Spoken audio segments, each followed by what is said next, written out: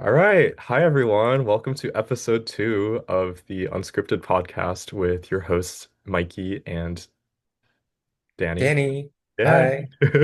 hi. Hi. So today we have a couple of topics that we wanted to talk about. The first one is, I guess, the financial independence retire early movement, also known as FIRE, and what order of operations we should pursue in order, depending on like work and investing and how do we balance that and what we should prioritize in that process. And we also wanted to talk a little bit about essentialism and minimalism. So, yeah, let's go. For sure, for sure. Yeah. Yeah. And really anything else that comes to mind, we'll keep it free flowing and Yeah, kind of casual. sounds good. Yeah, so financial independence, retire early. Yeah, I mean it's a, a topic that I'm interested about. I think just financial planning in general. I think it's something that not a lot of people maybe think a lot about. And especially I think folks who are younger, who are just joining the workforce.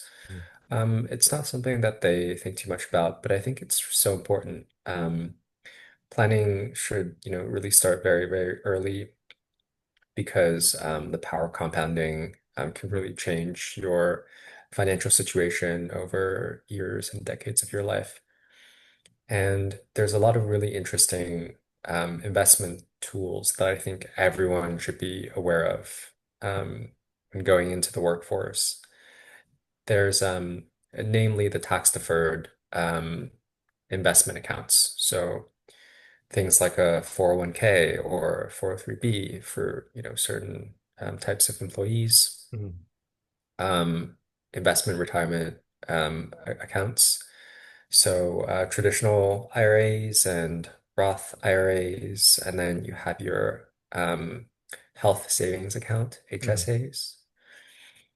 Um, Tax deferral is really, really important, I think. Just learning how that can save you thousands, tens of thousands, and over a lifetime, maybe hundreds of thousands of dollars Yeah.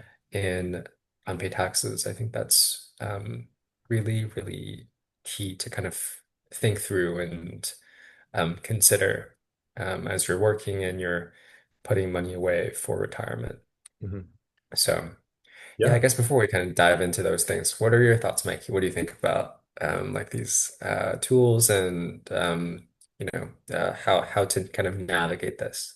Yeah, no, I'm really glad that I definitely got exposure and access to these tools like early on and like developed a solid understanding. Of course, there's so much more to learn about like the specifics of what is the optimal allocation to, I guess, like your Roth IRA and your 401k. Like, should you max it out or should you kind of like be more aware of like what you might need to spend for, I guess, the rest of the year, depending on your expenses or how much you should contribute to, I guess, like your standard taxable brokerage, because I think that can also protect you in times when you're not really like making income at all and the capital gains are tax free up to I think like in 2025 it's like 40 some thousand, almost 50,000 a year, so in just like capital gains in Hmm. general. So I think like all of these different accounts I think are very specific to just America, and of course like in other countries around the world there's other I guess tax deferred savings accounts that people can use to help them on, I guess, their retirement journey. But my overall Yeah. thoughts are that retirement is actually something that a lot of people should be paying more attention to, especially people in my generation, because the statistics are actually quite sobering. From what I've read so far, I think Mhm. half of Americans in retirement age are economically insecure or are unable to retire without working.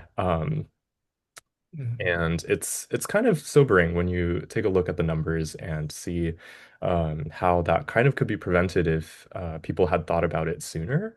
So overall, Yeah. I think yeah, just in general, it's good to start having the mindset of like, okay, like we need to start setting away maybe like 20 to 30%, if not more, of your income for retirement, if depending on how early you want to retire and when you want to actually be, I guess, financially independent, so to speak. So Yeah. yeah. Yeah. But what do you think is like the And optimal, I guess, yeah. Go ahead. Yeah. Well, I wanted to talk a little bit more about these investment accounts Mhm. and how they work. Yeah. And just, I guess, at a high level, right? I think uh, they help you keep more of your wealth in terms of being a form of a tax shield. Yes. So the way that 401k investment accounts, traditional 401k, 403b, and traditional IRAs work is that um, you put money into the account pre-tax. So whatever money you put into the account, it's not taxed. Um, but after a certain age, I think it's 59 and a half, Yeah. when you withdraw from the account, you can withdraw from the account without having to pay a penalty. So when you're older and you're gray and you're retired, when you want to pull from this traditional retirement account, um, you are able to do so without a penalty, and then you pay a standard income tax on your withdrawals. Hmm. The Roth styled retirement accounts. So there's Roth 401ks now and Roth IRAs. You put your hard-earned money into those accounts after tax. So you first pay taxes on your earnings, and then you can place that into your, Roth accounts, and they'll grow. And if you try to take them out when you're young, you pay a penalty. But if you wait until you're, 59 and a half, when you try to take money out of those accounts, you don't pay the penalty and you don't pay any taxes. Um, and I should also say as well, when money is in these tax shielded accounts, whether it's traditional, retirement accounts or Roth retirement accounts, they grow tax free. Hmm. Yeah. So just yeah. And the same applies, similar principle applies to your health savings account. Your money goes in. Health savings account I would say, there's even better in that your money goes in pre-tax. It grows tax free while it's inside the account. And then if you withdraw and use that funds for any medical related Expenses. purpose, Yeah. doctor's bills, copays, whatever, it's tax free. Hmm. So it's a triple tax shield effectively. Hmm. So yeah, just kind of the general idea with these accounts. And I think also some key things I keep in mind are, the standard deduction each year. Every year you have to pay taxes as a W-2 worker. I have to pay taxes on my income, and income is taxed at different tax brackets. Um, Something interesting to keep in mind is that, and again, this is high level. Also, this is entertainment. This is not tax advice or investment advice. So keep that in mind, Yeah. audience. But yeah, the way that I think about it, my personal opinion, I would say, um, I keep in mind a couple things. Each year when you pay taxes, there's what's called a standard deduction, or just deductions in the way that you um, do your taxes, where a portion of your earnings is deducted from what is eligible to be taxed. So that portion is effectively like tax free. Um, Additionally, I keep in mind that in the US, there's what I consider to be really favorable capital gains taxes on long-term investments. So investments that you hold for more than a year, the tax treatment for those investments, for the gains on those investments is really quite favorable. And Mikey, correct me, I think is it 40 or 50,000 that of long-term capital gains that's tax free? Yeah, so I think it's around like 47,000 as of 2024. I don't know Yeah, what the yeah. numbers are for 2025, but if you hold on to your investments for, I guess, like under 1 year, your investments are taxed as ordinary income. But after the 1 year mark, it automatically gets converted into what is called like long-term capital gains. Mhm. So up to I think like 47,000 to like 50,000. I don't know what the number is, but it's around that range. It's Mhm. about $50,000. The capital gains taxes are 0%. So you get to take that out completely tax-free up to that amount. And anything above that is like I think 15%. Uh, Yeah, it's like yeah, but it's at the it's only at the federal level, right? So at the yeah, yeah, state taxes might is a whole nother beast. right. But from a federal tax level, Yes. yeah, it's I think around at 50,000 from capital gains for stock holdings, investment holdings more than a year. Hmm. It's around that threshold. It's tax free and it's you don't I don't believe you pay taxes on the principal amount that you invested. It's really just the No, gains. just the capital Yeah. gains. Yep. Yeah. So for So really example, interesting. yeah, it is, right? Yeah. But yeah, like for example, if you invested, I guess like $10,000 into the S&P 500 and then you make like $1,000 on top of that, only that $1,000 portion will be subject to the capital gains taxes, depending on, I guess, like your income, right? So I think Yeah. if you make more than oh, okay. So I see how, okay. Sorry. In my head, I got a little bit confused. But if your income is, I think, under $47,000 and you make no additional income, that is the only case when you will not have to pay capital gains taxes on that portion, right? But if your income is above that threshold, then you will have to start paying capital gains taxes up to around 15%. And if it's even higher, like your income is higher. I don't know what the thresholds are, but like Again, audience, yeah, again, check with your tax please advisor. check. Just, Yes. check with your tax advisor. Yeah, yeah. But yeah, long story short, yeah, say you invested 10,000 into the S&P 500 and you make $1,000 and your income is less than, I guess, like $48,000 or whatever the threshold is. Theoretically, it's like you don't pay any capital gains taxes if you've held on to that in $10,000 investment for longer than 1 year. So, Yeah, yeah, for sure. yep.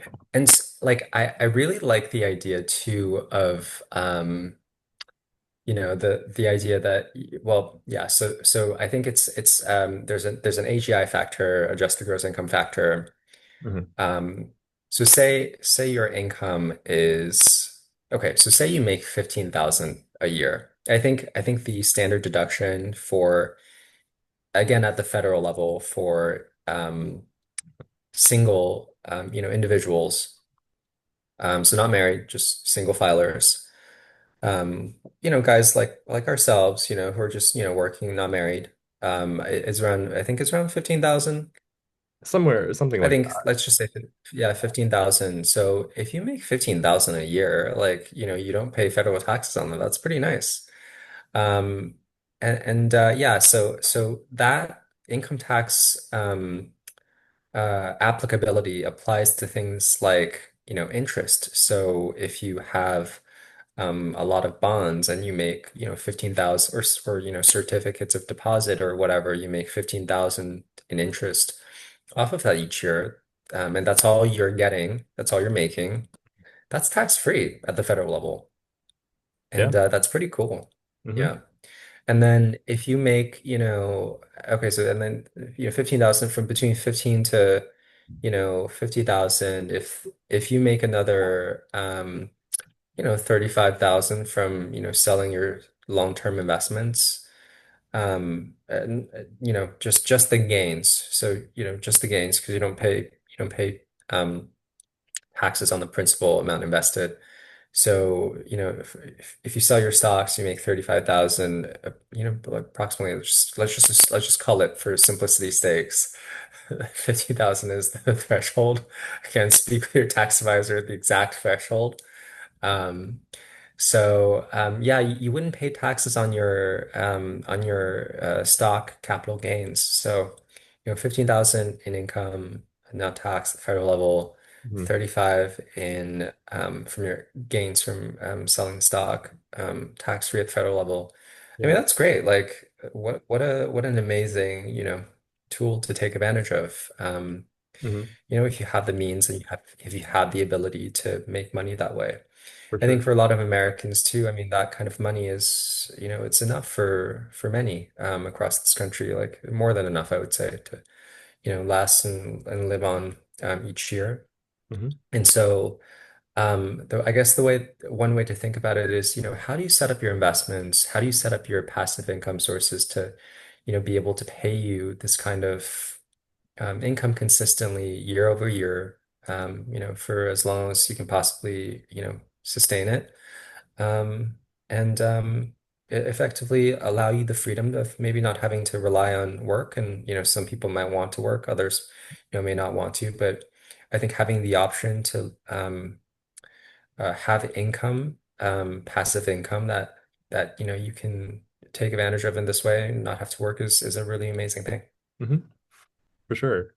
Um, yeah, and I Yeah. think there's also this amazing tip called like I think the 4% rule, which is the safe perpetual withdrawal rate for I guess most asset classes. But again, it depends really like Yes. on expected returns. But so long as you have, I think, 25 times your necessary expenses to just live off on just like 1 year, you can pretty much retire on that. So long as it's invested into, I guess, an asset that yields more than 4% per year.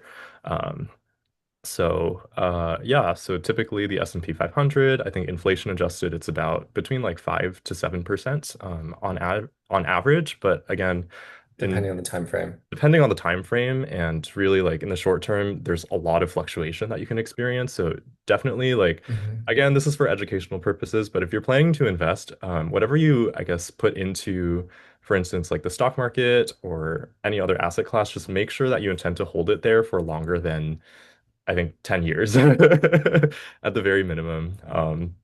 Because I think there are certain time frames in the past historically where you might have you might have realized a capital loss like during that decade. So I guess it's when you're investing, just make sure you're doing it for the long run and you have at least 10 years to spare before you can see like a real return. And it might be a lot better than you expected or worse. But again, I think, yeah. Yeah, something that I keep in mind is 8% and 3% and 5%. Hmm. Um, when I think about equity markets, I just immediately think about the S&P 500. It's the Standard and Poor index of 500 top largest US publicly traded companies.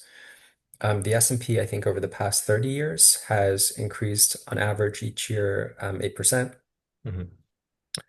US inflation over the past couple of decades has increased on average each year by 3%. Hmm. So the real rate of return, so the inflation adjusted rate of return for the S&P net on average has been about 5% per year. Hmm. And so I think of that as kind of um, the rate of growth um, on average, of course, for the S&P. And I think also another number that I keep in mind is 15 years. 15 years is the amount of time that it takes for any kind of principal investment to double in real value, quote unquote real value, assuming an average 5% rate of return, 5% inflation adjusted rate of return. Hmm. So that's something that I keep in mind. And yeah, 4% rule. I mean, what a great, rule. Yeah, There's an interesting, yeah, Trinity study by, was it University of Chicago? I forget the, I don't remember exactly the source that it's from, but yeah. yeah. And the questions they were trying to answer is like, yeah, how long or how much can you withdraw from, pretty standard portfolio? And they tested at different thresholds of like, 100% stock, Hmm. or 75% stock and 25% bonds, or 50% stock, 50% bond. I forget the optimal mix actually. I think it's around 75 and 25. But the idea, yeah, the idea is that you can take about 4% per year, adjust that amount by the inflation, or increase it or decrease it by inflation or deflation each year, withdraw it from the portfolio and you get a matrix for the percentages of success, meaning after 30 years, there's Mhm. still something left in that portfolio. And it's pretty interesting. Yeah. Yeah. I did a little a YouTube video showing that in action for a stock portfolio 100% in bonds and it did sustain itself over the past I think I tried it for like 30 years and but 30 years like 30 years scenario starting at 10 different years in the past. So if that makes sense. So Mhm. starting at like 19 um say like 1975, 76, 77, 78, just going 30 years from there. And yeah, I mean the 4% rule does work even for 100% stock S&P 500 portfolio. I should caveat. Mhm. So it's an interesting, it's a good rule of thumb. I mean, obviously, we don't know how the market will do in the future. Mhm. It may not perform as exceptional as it has in the past. Past market performance is not a predictor for future gains and Such a slash cliche, but losses. it's so real. Yeah, yeah, it's so real. So. Yeah, I think we all have to be mindful of that. But, that's why I think there's so much, debate and passion about like politics and policy and, economics. I mean, I think it's all tied together, people vote for certain presidents and certain policies, because they want this kind of economic exceptionalism to continue. And I think yeah, I think all of us does really at the core. So there's maybe one of the reasons for all the spirited debate we have in politics today, right? Yeah, for sure. But yeah, I guess going back to, I guess, asset allocation slash like what do you think it should be the priority first, second, and last for in terms of like where you should allocate your Yeah. investments? Yeah. For everyone, it's different. I mean, finance is, it's so everyone's situation is different. Everyone's risk tolerance is different. I will speak just to myself. Again, these are just my opinions. Mhm. I I'm a I was very risk averse when I first started working because just of my kind of mindset and my background and my upbringing. But now I'm a little bit more risk. I'm a little bit more risk neutral these days.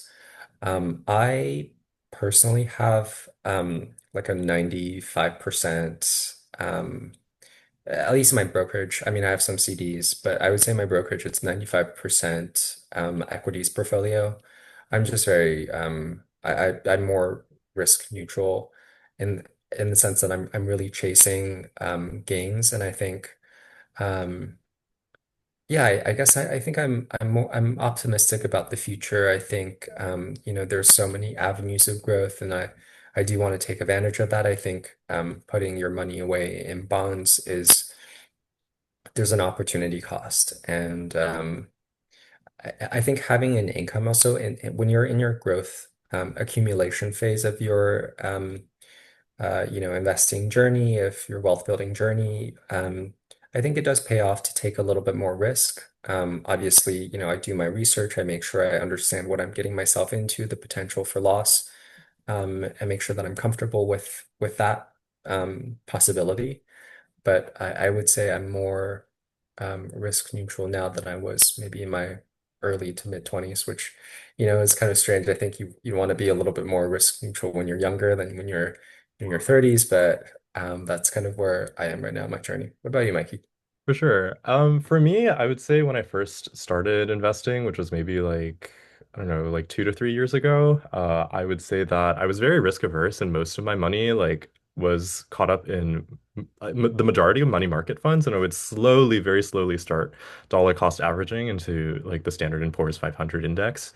Personally at that time I was using I think Vanguard, so just like VOO was like the index that I was like dollar cost averaging into. But yeah, most of my money was like just locked up in, I guess, yeah, money market funds. And then slowly I got more comfortable investing into the S&P 500. And I think now, yeah, now that we're seeing like the market being super, I guess, like volatile and unpredictable, especially with the speculation of whether or not we're in an AI bubble. Nobody really knows, for sure. Hmm. I think that for me, 85% of my portfolio is tied up in the S&P 500, but the other 15% is mostly in bonds.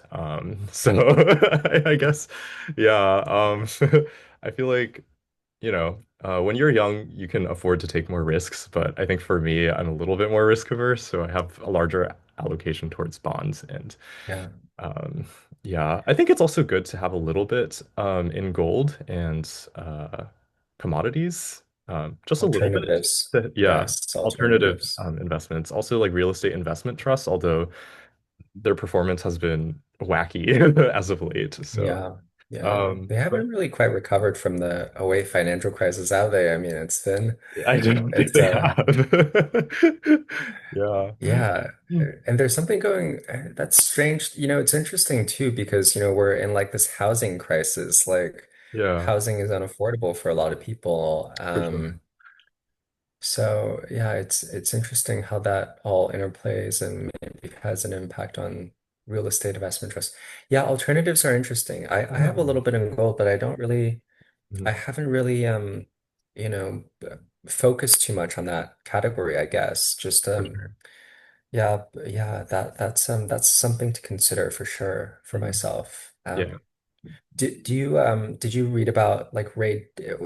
Is your philosophy kind of investing in alternatives, maybe from reading about Ray Dalio's like all weather portfolio? I think that's his like whole I definitely think philosophy. there's a little bit of influence on that, but it's also Mm, based on experimentation with backtesting tools. And I've seen that gold okay. definitely is a good hedge during like really big market downturns in general. So I think Ray Dalio Yeah. allocates about like, I think 7.5% of his portfolio, Okay. or the all-weather portfolio to gold. But I think Okay. that's a little bit too high. I think just having a little bit as a hedge is I think nice to have against yeah, market uncertainty. So, and also in times What of, about what about commodities? What sort of circumstance would lead commodities to outperform the market? oh, I actually don't really have a great idea on commodities because I haven't focused too much on that asset class, but that is, Mm, I guess, a great question. I think mm, commodities also act as a hedge during certain, I guess, like economic and business cycles, but I don't know mm. exactly at what point do they like necessarily Yeah. outperform or underperform the market. So I Yeah. really don't know. Yeah. But yeah, Interesting. um, Yeah. I think in general it is good to have exposure to all asset classes. Certainly. Yeah. But depending on the real question is how much, which is definitely Yeah. specific to the individual and how much you Yeah. are confident in its appreciation.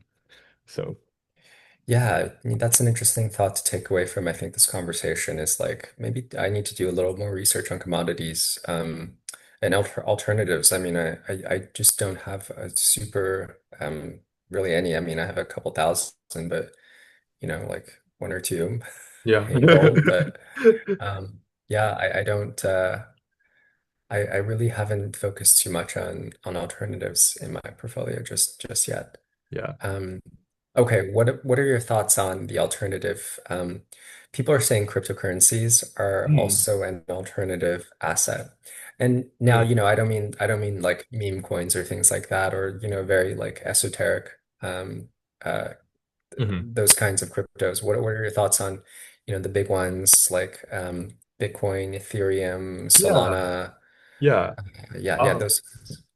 I definitely think that the philosophy is decently strong, and that there is a lot of potential for like upside and growth. But again, at the end of the day, it is a speculative asset, and politics has a very large influence on its overall performance. So I think, as we've seen, like Bitcoin is slowly starting to introduce like regulation from the government. And it's also a question of like, okay, so how is this going to be regulated? And if does because originally the philosophy was it was going to be a decentralized currency that doesn't necessarily like need government regulation. And I think a lot of digital assets and cryptocurrencies are now starting to realize the challenges of not having or being decentralized and are starting to kind of start be correlated to other asset classes as well. So I think it's really interesting. I think that definitely don't put all of your savings into Bitcoin, but I do think Yeah. I oh mean, if someone steals your key, your Bitcoin key, what will you do? You have a couple right. $1 million on that little USB, someone takes it from you. Yeah, I yeah. mean, how do you get it back? Right. But again, with I think all assets, they are speculative in nature, but the degree of speculation and confidence is different depending on the asset. But I do think that cryptocurrencies are a lot more speculative than any other asset class. So just keep that in mind when Yeah. you're investing. I am debating investing a little bit in Bitcoin, at least the ETFs. I wouldn't go so crazy as to you know, get a get what are those wallets called? The USB wallets. Anyways, Mhm. I wouldn't get maybe that crazy, but I think a little bit in maybe in ETFs, like a small portion, very small percentage Mhm. could be interesting.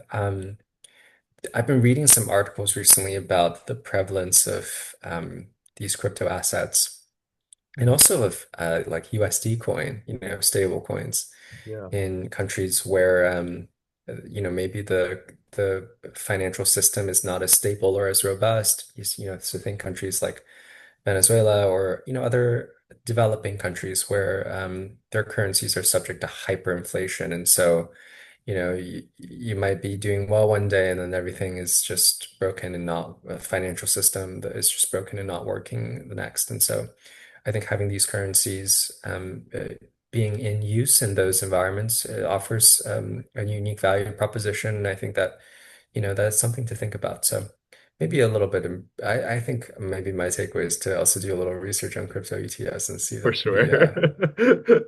Yeah. yeah. Yeah. No, definitely.